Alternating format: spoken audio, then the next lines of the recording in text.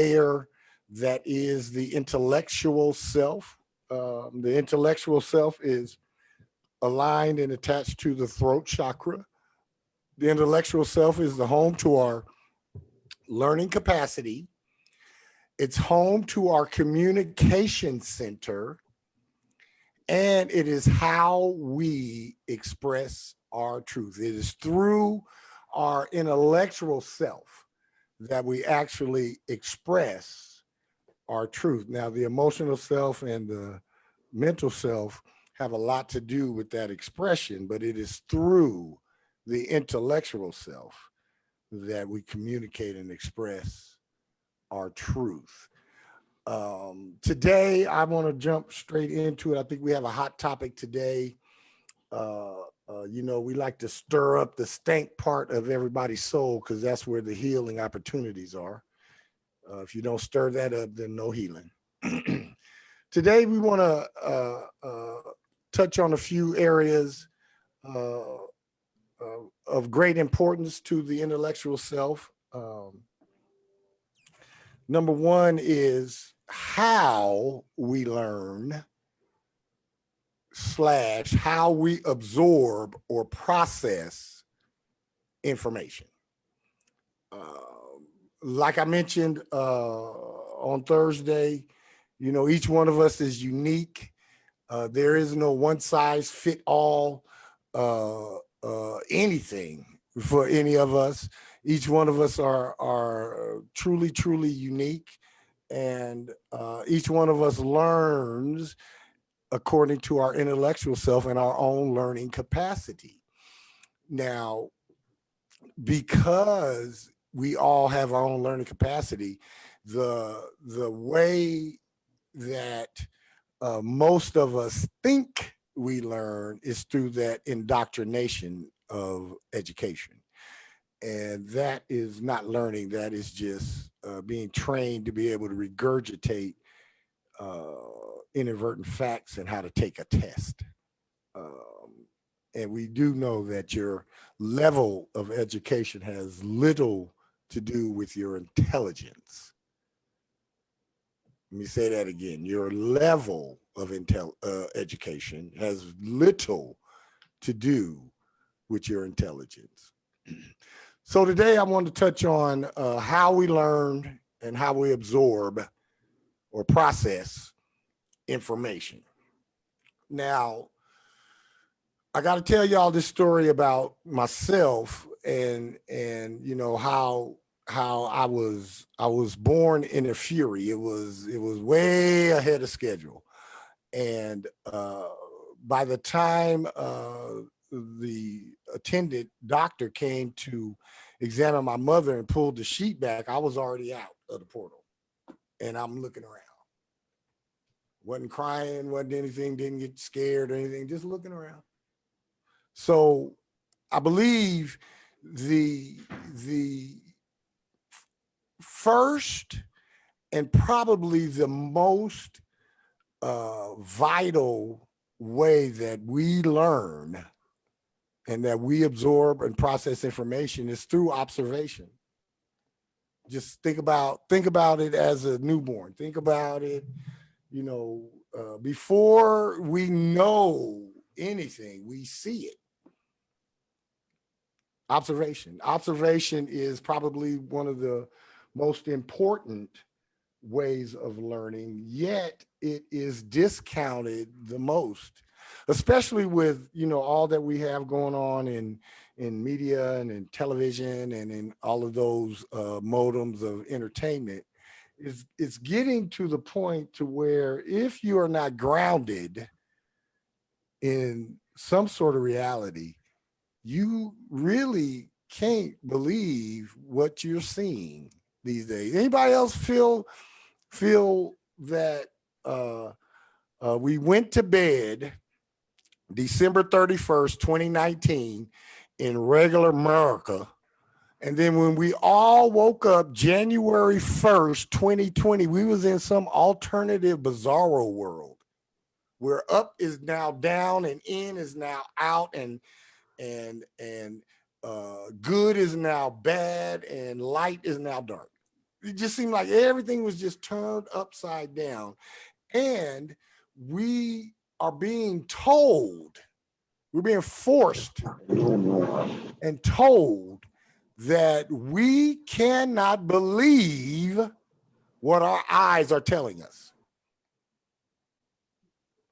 Y'all want an example of that? I know and knew him as the decathlon, gold medal decathlon winner, Mr. Jenner. It was on a box of Wheaties when I was a kid, and he had this gold medal around his neck, and the gold hair was flying. He had them shorts, them 80s shorts, you know, them short shorts, and he was running around the track. And now I have to acknowledge that the person that I saw win the decathlon in an Olympics 40, 50 years ago is now a woman. So I can't believe what I saw back then. And I can't believe what I know about anatomy and biology and physiology. I can't believe what I've seen. You guys understand what I mean by that? Observation, my observation now I have to observe him, her, she, them. I'll just call them them. I have to observe them, not for who they were, but who they are now, I guess. I mean, who they say they are. Anybody else have an issue with being made or forced to acknowledge that? Not accepted. I accept it. I don't care. I don't care. You can call yourself a monkey. I don't care. Call yourself whatever. You can dress however you want. You can sleep with who you want. You can identify the way you want. I don't care. But I have to be forced to be, I have to force to just be, I have to have it inundated on me. I didn't give them the permission to force feed this to me and to make me think that if I don't acknowledge it, that I'm something wrong with me. I'm the crazy one. Observation. Is observation important in learning? Can I get a witness over here? Yeah, observation is extremely important in learning. And I like the way you started it, because before you learn something, you've seen something. Let's take a look at what they have created that mimic us. So we are the computer, right? Absolutely. Before the first computer, it was 60 women in the room doing computation in a big old humongous machine. And now they broke that down into cell phones and laptops. Absolutely. So we are the computer. So I'm going somewhere with that. Being that we are the computer, nowadays, these artificial versions of us, they simulate information. So for the people years ago that was saying, you live in a simulation, brother, you live in a simulation. Well, now it's became a reality because they have projects like Shadowgate, and they have the Intelligent Surveillance Act, where they're observing and surveying everything we're doing, and that turns into an algorithmic society that we live in. So I'm saying that to say, you have to always observe and make sure you're on your script, and you're not playing to the role of the algorithm, such as a catastrophe like the pandemic. Absolutely. Because there's certain scripts where people's scripts have changed because of the adjustment to that, and they don't even realize it. That's right. And it's all about observation. That's right. And I'm glad you mentioned script, and thank you for that, my brother. I'm glad you mentioned script, because I am the king of I will fuck up your ending. So you better have an alternative ending written if you got a script for me, because I will mess it up. I'm not going to go along with your script. I never have. I got my own ending figured out. And it's totally different than anybody else's that they would have for me. But observation is key. And it's that first thing. It's that first thing that we use to learn. I can remember as a young man, we would go to house parties. I know some folks on here may not know about it, but house parties. We used to go to house parties in our little hometown, or we go to Hanford or Corcoran or Bakersfield. And sure enough, somebody always wanted to be shooting a gun. We saw this before we heard anything. We saw the commotion coming. We observed. We were always observant when we went out of town. When we weren't in our hometown, we were always observing. We were always watchful, watching. Pay attention, and you can believe what you see. You can believe what you see. Your eyes are not fooling you. Trust the learning that comes from observation. Number two, another way we learn by personal experience, and I'm still in the mind and in the vein of childhood or youngster. Talk back and get slapped. That's a personal experience where you learn real quick. You drop one of them curse words at the store, and you with your mama, and she backhands you right there in the middle of the store. That's a personal experience learning. That's a personal learning experience. Guarantee you, you might say that word many times after that, but you'll never say it again in front of her in the store. Personal experience. Being able, as a kid, boys, we build things, and that's personal experience. You got a Tonka truck, you fill it up with dirt and you put water in it, and if you don't pour the stuff out, then the mud will cake in, you never get it out. That's a personal experience. That's a learning personal experience. Young ladies, y'all get dolls and you braid their hair. That's how you learn how to braid hair, right? At least that's a start. It's a personal experience. Personal experience. Now, another one that's a personal experience, but it's a little different, is through trial and error. That's a little different than personal experience. Personal experience is you doing something you've never done before. Trial and error is I'm gonna figure this out if it kills me. Some of us, our relationship history is like that, ain't it? Trial and error.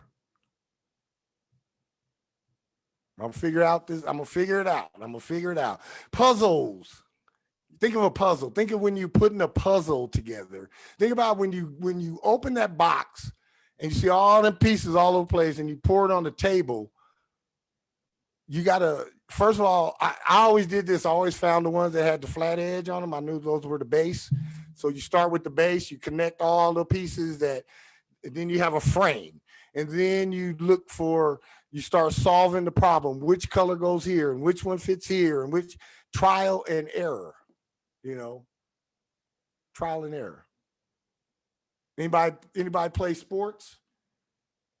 We have equipment that we have to play with. If you have cleats, and there are 3/4 inch cleats and 1/2 inch cleats and 1/4 inch cleats, and depending upon the terrain and what sport you're playing, you have to figure out which one of those cleats is going to give you the best traction, and you can only do that by putting all 3 pairs of them on there and start running. So you have to do a trial and error. You have to test a test. How many of us have continually learned through tests? I do. Every day. Every day I learn how to control my anger by the test of dealing with people other than myself. I guess I'm the only one that has learned how to smile at somebody cutting me off and be like, I'll send you expedient, get to your destination energy. No, amen. I can relate. Whereas before I will speed up. If I see you coming over and you want to get in my lane, I'll speed up and look at you. Be like, yeah, what you want to do? You want to race? And I dare you to start talking shit in your car because I'll stop and get out. Don't do Well, that. I've learned how to just let you go right in front of me. I'm not in a hurry no more. I got out of corporate America. As soon as I got out of corporate America, my whole life and lifestyle slowed down. I wasn't in a hurry anymore. While I was in corporate America, everything was go, go, go, and do this and do that. And I never had time to do anything. And once I got out of that, then I slowed my ass down. Trial and error, tests. Pay attention to the tests. Don't ask for them, but pay attention to them because those are your learning opportunities. Y'all know, y'all that's been on these calls with me know that I either win or learn. Ain't no losses, no defeats. I either win or I learn. Trial and error. Another one, and this is a great one, and this is one that doesn't get talked about so much, especially after we get out of school and out of like grade school. We think it stops there, but it doesn't. Peer group pressure. How do you learn you ain't cool?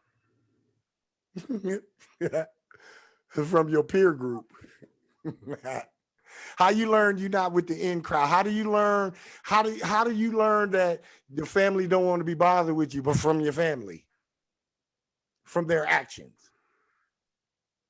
How do we learn? How do we learn some of the things that we do is by from our peers?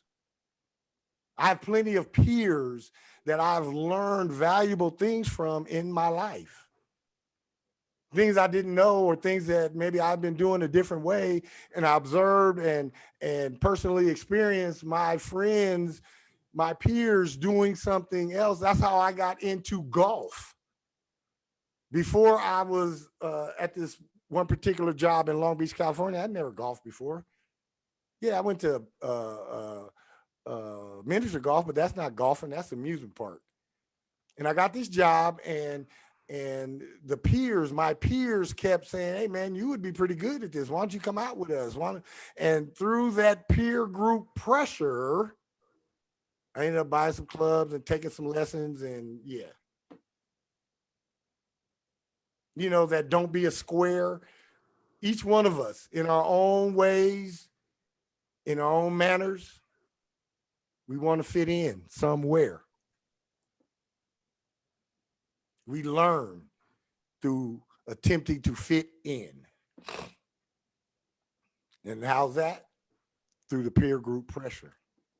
Anybody got any examples of some right nowadays peer group pressure that has influenced you? I'm not talking about as a kid. I'm talking about right now.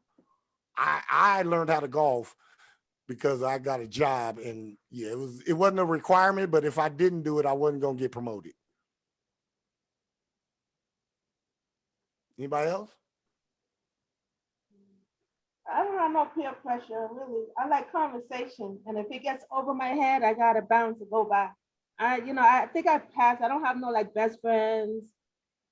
Like I have to hang out every day. I have to hear from them every day. I don't have that.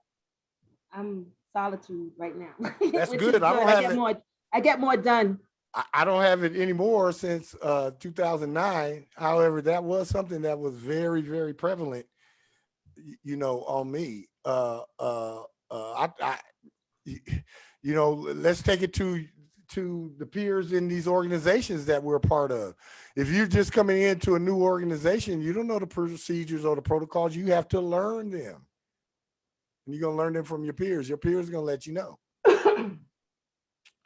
Now, I have way down on the list in the 5th position, secondary and advanced institutions of higher learning. And all of that is in big quotations and parentheses. And if I could draw an emoji, it would be the emoji of laughing all over the place. Because like we were starting to talk about, on Thursday, unless it's a skill-based curriculum, what are we learning? What are we learning in geography every year when you get the same shit? Is that learning or is that indoctrination? There is critical learning that goes on in secondary and higher institutions. I'm not here to tell you that all of it is horse hockey. However, really? I think it depends on who you know, because the boys in my family, they have engineering, they have math, and they talk that every day. That's their conversation. That's I'm not in that skill-based. conversation. That's I'm not in skill-based. that conversation. I don't talk numbers, square feet, miles, grams. That's what they know. And yeah, my brother fixes broilers and he'll break down a broiler in a minute, verbally and physically.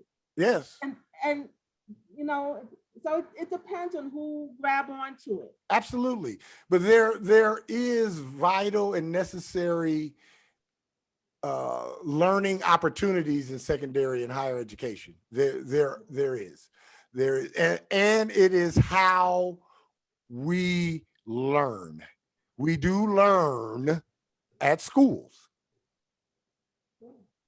Now, we can debate on another time and another show if what we are being presented in schools, is it beneficial for us?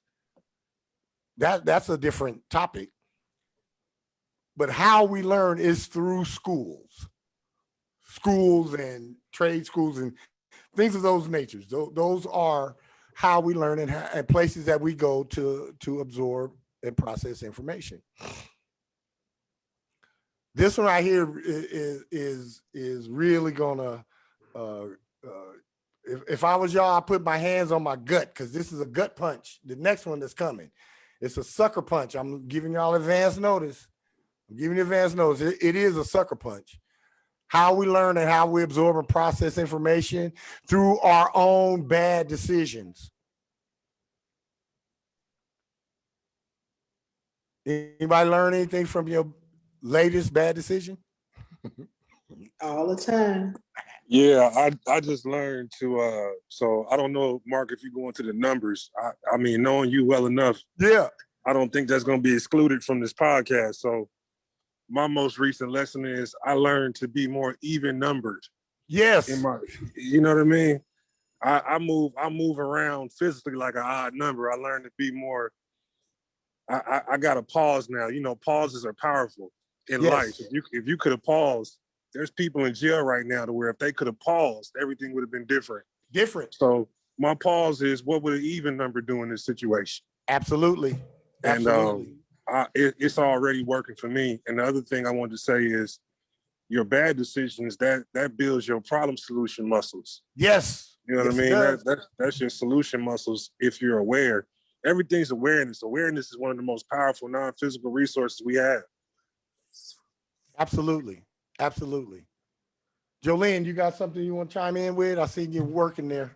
Oh no, I'm trying to relax. No, but I was thinking lately, for some reason, I've been telling my with my clients, see what you see.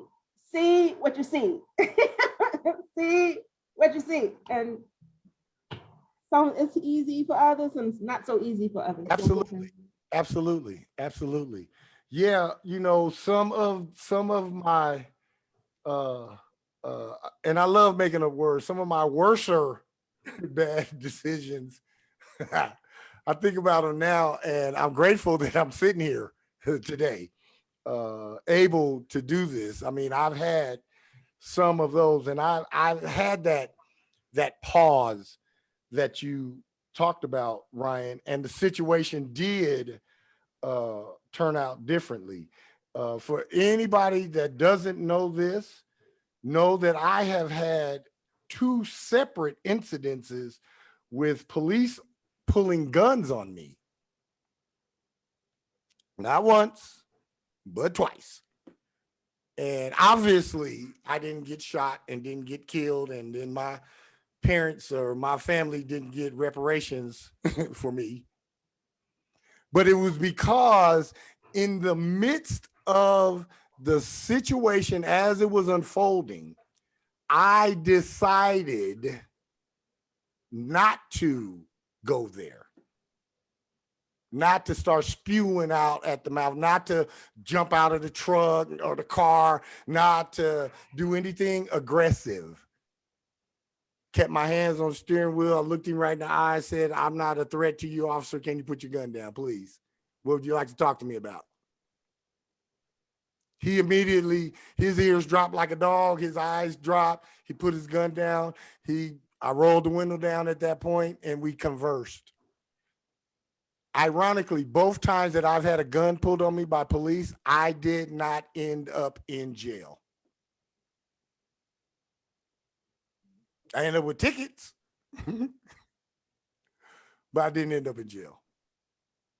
Now, the reason why I had guns pulled on me is because of the result of my bad decisions for not paying my car registration and then having a warrant.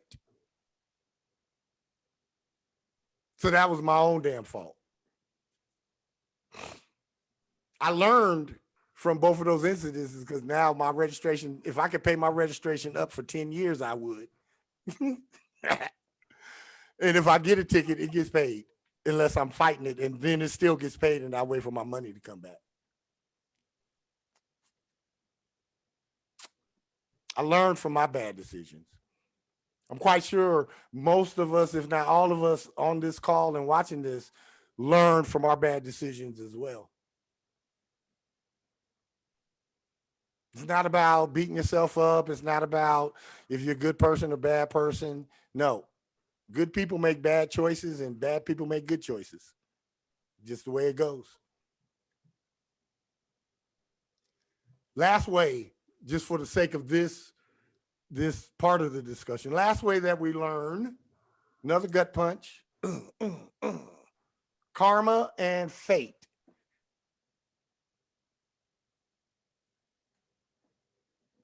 Man, it's quiet up in here today. Karma.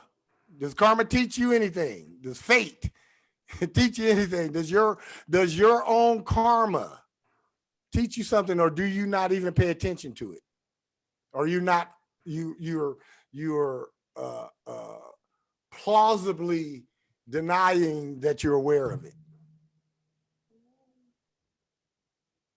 Or you just like, oh, that's just life? No, I'm a big procrastinator. I learned that being a procrastinator is not, and my own selfishness sometimes is not a good place to be. You know,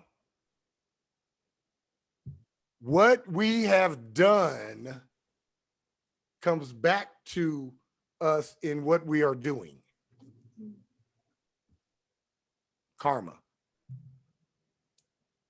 What you intend and deliberately think and focus on is what shows up in your reality.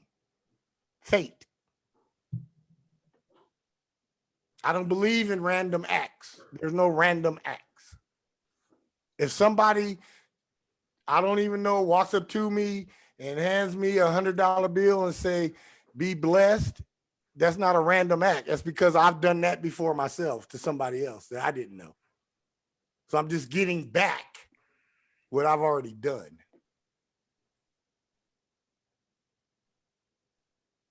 Understand? I get my fate and karma every morning when I go out and start my car. Why? Because I do the regular maintenance on it. So my karma is that it starts every day. And my fate is that it'll get me back home every day. What you do, what you have done, determines what you're doing and what you get. And I learned. It took me a few cars to learn that if I do the scheduled maintenance, it'll run as long as I wanted to. I learned that through the karma and fate of not doing that, and then being in the middle of the highway and your car just break down. I've had a whole half of a transmission just fall out of a car. Just boop, right on the street. Why? Because 2 months before, I seen a little leak and I was like, oh, no, it'll be all right. I can keep driving. That was my karma. The transmission falling out of the car was my karma, my fate. Yeah. Because I could have fixed it. how we learn and how we absorb and process information, observation, personal experience, trial and error, peer group pressure, institutions of learning and higher learning, our own bad decisions, and karma and fate. Now let's run on to number 2, how we communicate what we have learned. We know the easy ones verbally, but I always have to give a disclaimer, age notwithstanding, because I was fortunate enough that pretty much since I come out of my mama's portal, I've been able to say pretty much what I wanted to say. I've been able to speak my truth. Now, there have been consequences of that. I've been slapped in the mouth for it, but I've still been, I wasn't told to shut up. I was just told to tell my story walking down the hall. Verbally is the most authentic way that we communicate what we've learned. And when I'm talking verbally, I mean orally and written and with pictures, because pictures talk as well. I'm including visual communication with the oral and written. So verbally is orally speaking, writing, or doing visual communication. And it really always felt good to be able to say what I wanted to say. Wasn't afraid of, I knew that certain things I was going to say was going to get a response, and I was ready for the response. Didn't always like the response, but I was ready for the response. I knew that when my grandmother was mad at me and she said, "You think you smart?" And I knew when I said, "That's what I go to school for," I knew her response was going to be to slap me in my mouth. My God, were you abused? That is my grandmother was a terrorist. Yes, she was. I had to. My God, she was a loving terrorist, but she was a terrorist. Yes. My goodness. Yeah, she was. Mm-hmm. Yeah, she was my first bully. She's the only person on the planet I ever been truly afraid of. Truly. Number 2, nonverbal communication, body language. Body language is a good one, but in this day and age, the facial expressions.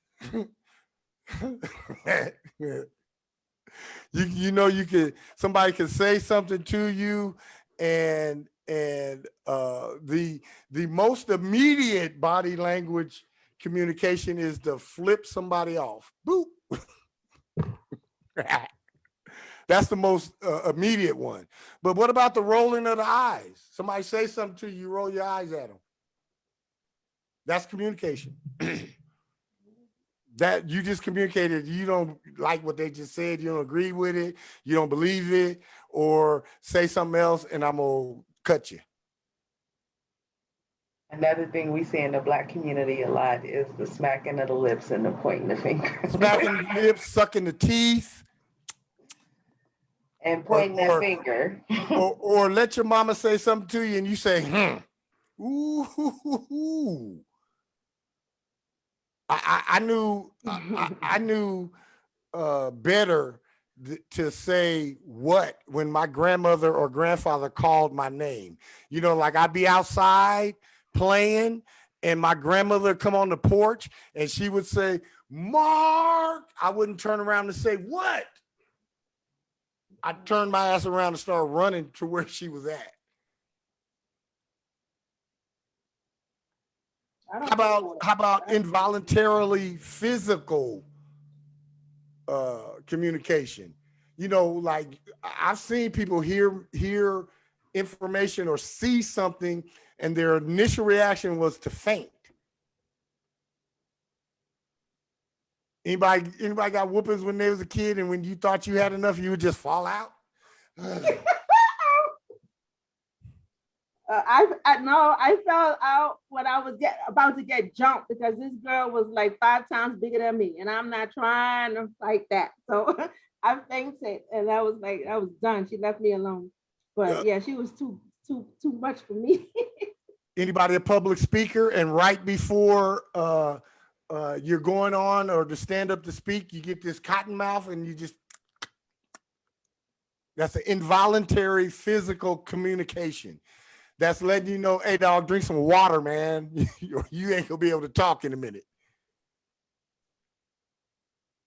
Anybody experience some involuntary physical communication? You ever hear some information and pass out, see something, and folks see things, have a heart attack? No. It's involuntary. You wasn't intending to have it. You wasn't intending to do that. It's involuntary. Involuntary.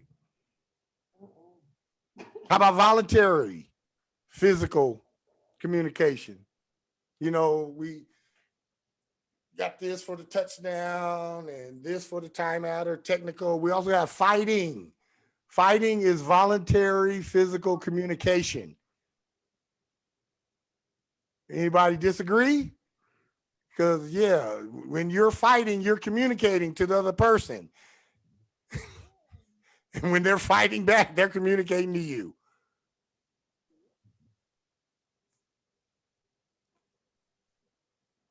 How about silence? I love silence. Silence can be one of the most effective forms of communication.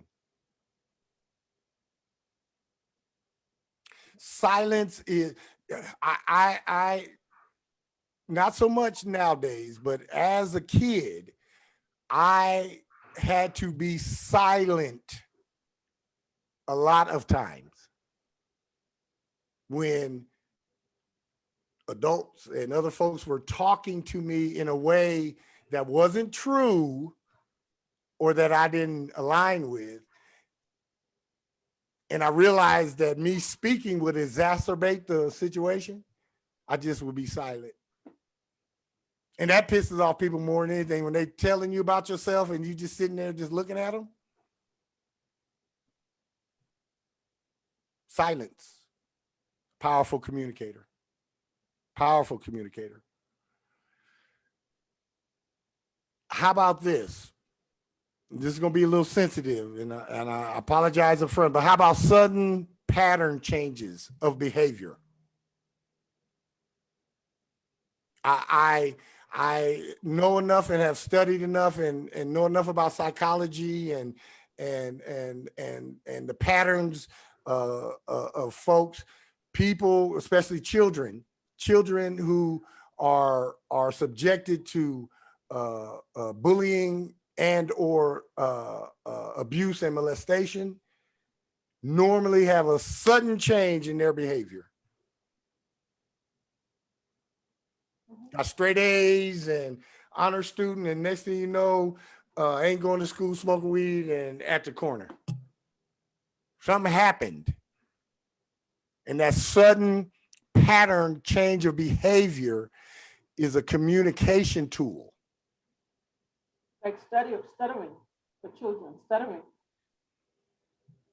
Absolutely. Say that again, Jolene. Like stuttering, when a child, all of a sudden they stutters, what happened? That's a big indication. Absolutely. Absolutely.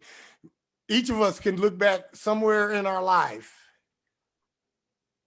to some sort of incident, either positively traumatic or negatively traumatic, that caused a sudden pattern change of behavior in us.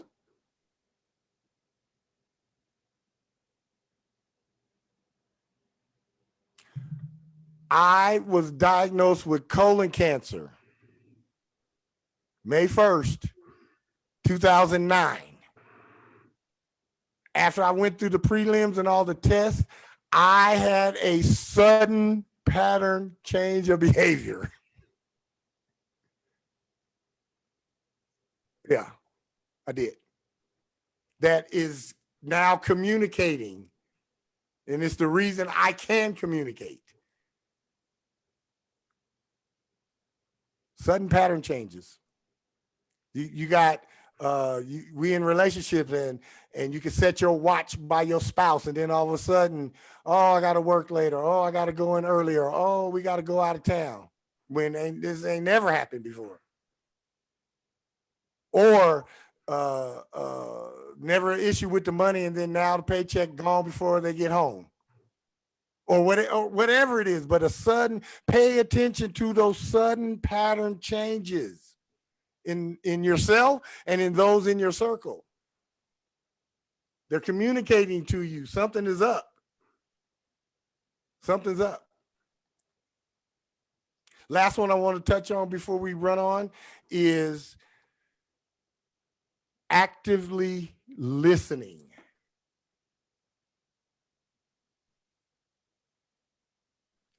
How we communicate what we have learned by actively listening. We can't communicate. Communication is not about just talking.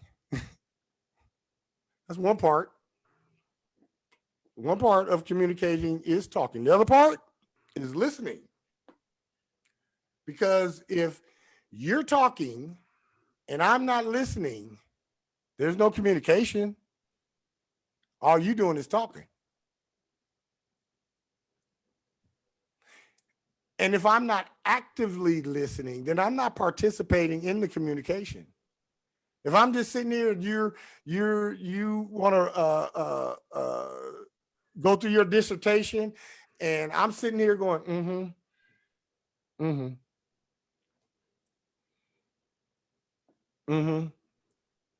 be right there. Oh, really? Where's the communication? I'm not listening. I want to get out of there. I don't even want to be around. So actively listening, being willing to actively listen, is how we communicate. Me being willing to actively listen communicates that, hey, you're okay. You being willing to actively listen lets me know, hey, I can talk with you, and it's not going to be thus and such. All of us that's ever been on a job interview, you actively listen there, don't you? Especially when it get to the part about the pay. They really had my attention then. Yeah, actively listen, especially in negotiations and in debates. Debates are fine if both parties are actively listening. Differences of opinions are fine. I encourage them, actually. It's the only way that we learn and get a new perspective or a different perspective. If everybody walked around with blue shoes on, nobody would know that red shoes are pretty cool. How we communicate what we have learned, very important. And they go into the makeup of our intellectual self. And again, has very little to do with how many years of education you have. Because I know a lot of folks got a bunch of letters after their name.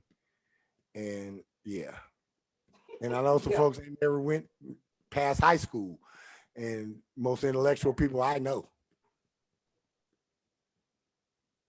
Anybody got anything they want to add before I shuffle off of here today? I want to add one, the aha moments. All right. The aha moments, that's when your whole, without you knowing it, your body is talking. And I have had several, and every time I listen to my body talking to me, it goes well. So I think that's the aha moment that's probably should be on the top 3. Absolutely. Your body talking. Absolutely. Absolutely. I will add that to the list. I sure will. Thank you. Absolutely. Anybody else? Ryan, you got something you want to say in closing, my brother?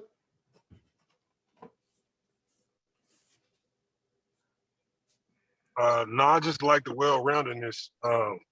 As far as something talking to you and communicating to you, there's a fine line between staying resolved in your own mind on who you are and how you do things and what you do and what you stand for, And on the other side of that line, somebody you may not like or somebody you may love may be telling you giving you some real feedback. So we have to balance between the communication within ourselves of, no, I'm not gonna let nobody else's nation with. Somebody may be really giving you some contrast because sometimes you don't know what you don't know. Absolutely. Therefore you can't receive the communication. So it's like you balance an interpersonal communication as well as communication with the stimuli that you give your outside world and how they reflect that back to you. Absolutely. Absolutely. It really is a give and take and a go when it comes to that. And you really have to, I look at it like this. I am not averse to anyone giving me or presenting me with any information. I am very good at sifting through all of what's presented, pulling to me what is necessary, vital, or aligns with my soul, and discarding the rest. And I don't necessarily kill the messenger. I don't care who the messenger is. Doesn't matter to me. Knowledge is knowledge and guidance is guidance, and a beneficial word is a beneficial word. It doesn't matter who it comes from. Absolutely. I agree, man. Thank you for that. Anybody else? My gangster sister, you still online here?